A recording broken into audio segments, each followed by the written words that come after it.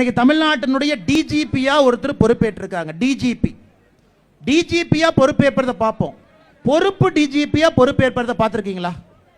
DGP பொறுப்பேற்றார், இப்படித்தானே பத்திரிகை நண்பர்கள் பேப்பர் எழுதுவாங்க. பொறுப்பு டிஜிபி பொறுப்பேற்றார்னு எங்கேயாச்சும் பார்த்திருக்கீங்களா? தமிழ்நாட்டில் அந்த அலங்கோலத்தை இன்று நிறைவேற்றி இருக்கின்றார்கள். எதற்கு?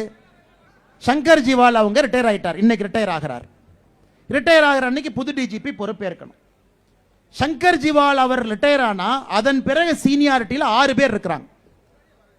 6 பேர் இருக்க. 6 பேர்த்துல முதல் 3ல ஒருத்தர் பொறுப்பேற்கணும்.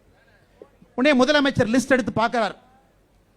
இந்திய அரசு உச்சநீதிமன்றம் என்ன சொல்றாங்கன்னா, ஒரு டிஜிபி ஓய்வு பெறுவதற்கு 6 மாசம் இருக்கிறப்பவே அந்த லிஸ்ட்டை யூபிஎஸ்சிக்கு அனுப்புங்க.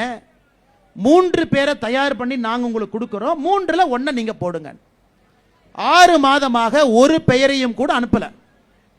முதலமைச்சர் லிஸ்ட் எடுத்து பார்க்கிறார். இவங்களா seniority number 1 Seema Agarwal, right, இவங்க நம்ம ஆட்சிக்கு எதிராக இருப்பாங்க, தூக்கு.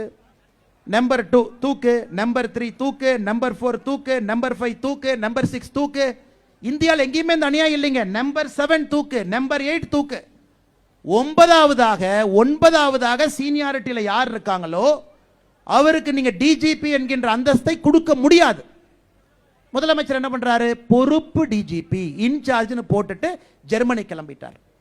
அப்படி இருக்கும் பொழுது காவல்துறை எப்படி விளங்கும்? எப்படி விளங்கும்?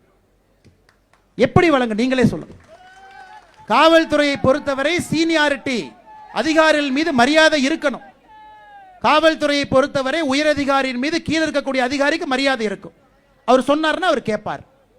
காவல்துறையினுடைய முதல் 8 அதிகாரிகளை பட்டியல்ல டிஜிபி என்கின்ற அந்தஸ்தை கொடுக்காம 9வதாக இருக்கக்கூடிய, அவர் பேர் சொல்லுங்க, அவர் மேல தனிப்பட்ட முறையில் எனக்கு கோபம் கிடையாது, 9வதாக இருக்கக்கூடியவரை தூக்கி இன்னைக்கு பொறுப்பு டிஜிபின்னு போட்டிருக்காங்க.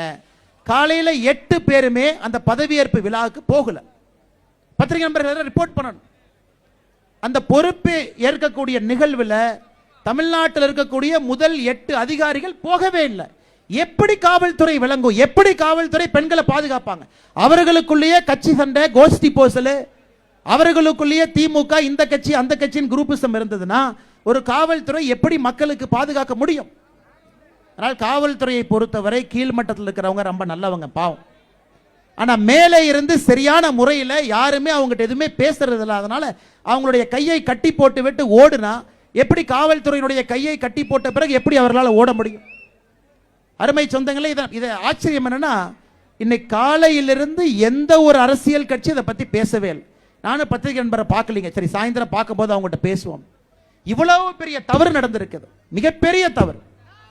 இதற்கு முன்பு தமிழ்நாட்டில் இந்த மாதிரி ஒரு தவறே நடந்தது கிடையாது. தைரியமா போட்டுட்டு ஜெர்மனி கிளம்பி போயிட்டார் பிளைட் எடுத்துக்கிட்டு முதலமைச்சர். இதை யாருமே கேள்வி கேட்கலனா எப்படி காவல்துறை நமக்காக இருக்கும்?